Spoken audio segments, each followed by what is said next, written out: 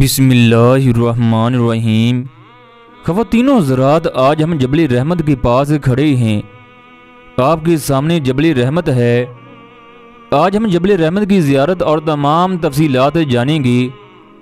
سب سے پہلے چینل کو سبسکرائب کر لیں اور ویڈیو کو لائک کر دیں۔ یہاں سے جبل رحمت شروع ہو رہا ہے، پھر ہم پہاڑ کے اوپر جائیں گے، وہاں کی زیارت کریں گے۔ جبل رحمت پر ایک چھوٹا سا پلر تعمیر کیا گیا ہے۔ اسلامی پوائنٹ آف ویو سے اس کی کوئی اہمیت نہیں، یہ تو صرف نشانی کے طور پر بنایا گیا ہے۔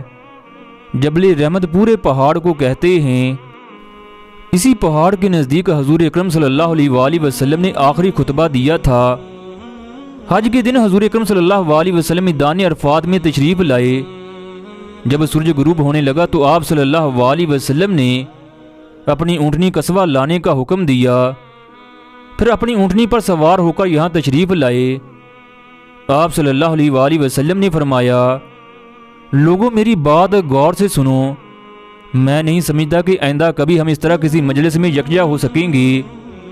اللہ تعالیٰ نے تمام انسانوں کو ایک عورت سے پیدا کیا، پھر تمہیں جماعتوں اور قبیلوں میں بانٹ دیا تاکہ تم پہچانے جا سکو۔ اللہ کے نزدیک بلند مرتبے والا وہی ہے جو اللہ سے ڈرتا ہے۔ کسی عربی کو کسی اجمی پر اور نہ کسی اجمی کو کسی عربی پر، نہ کسی گورے کو کسی کالے پر اور نہ کسی کالے کو کسی گورے پر کوئی فقیت ہے۔ اللہ کے نزدیک فضیلت کا معیار تقوی ہے۔ اے لوگو، تمہارا خون اور عزتیں ایک دوسرے پر حرام ہیں۔ جب تم اللہ کے حضور پیش ہوگے وہ تمہارے اعمال کے بارے میں پوچھے گا۔ اے لوگو، اپنے غلاموں کا پورا خیال رکھو، انہیں وہی کھلاؤ جو خود کھاتے ہو۔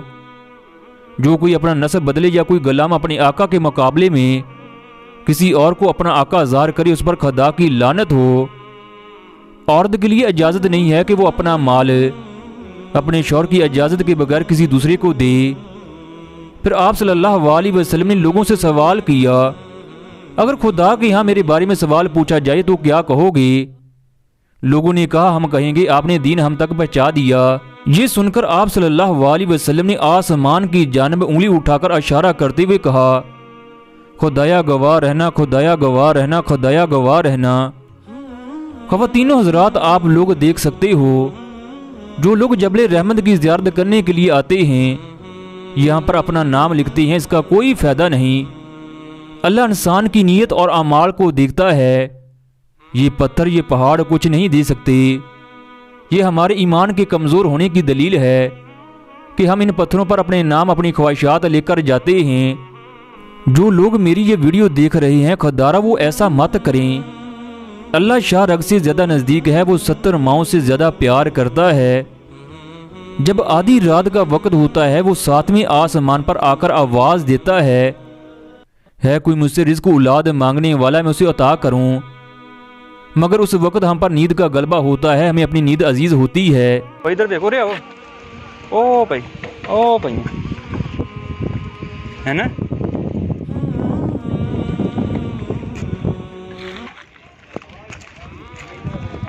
جبل رحمت کے بارے میں یہ بھی کہا جاتا ہے کہ یہاں پر حضرت آدم علیہ السلام کی توبہ قبول ہوئی۔ اماں ہوا اور حضرت آدم علیہ السلام کا اسی مقام پر ملاپ ہوا۔ جبل رحمت خانہ کعبہ سے 21 کلومیٹر دوری پر واقع ہے۔ خواتین و حضرات، حضرت ابراہیم علیہ السلام کو 8 ذی الحج کی رات خواب میں نظر آیا کہ وہ اپنے بیٹے کو ذبح کر رہے ہیں۔ پھر 9 ذی الحج کو یہی خواب نظر آیا تو انہیں یقین ہو گیا یہ خواب اللہ کی جانب سے ہے، اس لیے 9 ذی الحج کو یوم عرفہ کہا جاتا ہے۔ یہ بھی کہا جاتا ہے حضرت آدم علیہ السلام اور اماں ہوا جب جنت سے اتر کر اس دنیا میں آئے، آدم علیہ السلام کو سری لنکا جبکہ اماں ہوا کو جدہ میں اتارا گیا، پھر اسی مقام پر ان کی ملاقات ہوئی، اس لیے بھی اسے عرفہ کہا جاتا ہے۔ لیکن اس بارے میں کوئی بھی مستند حدیث ثابت نہیں ہوئی۔ نبی اکرم صلی اللہ علیہ وآلہ وسلم نے فرمایا، شیطان سب سے زیادہ ذلیل و خوار عرفہ کے دن ہوتا ہے۔ وہ دن اللہ کی جانب سے خاص رحمت برس رہی ہوتی ہے۔ اللہ اس دن بڑے بڑے گناہوں کو بھی معاف کر دیتا ہے۔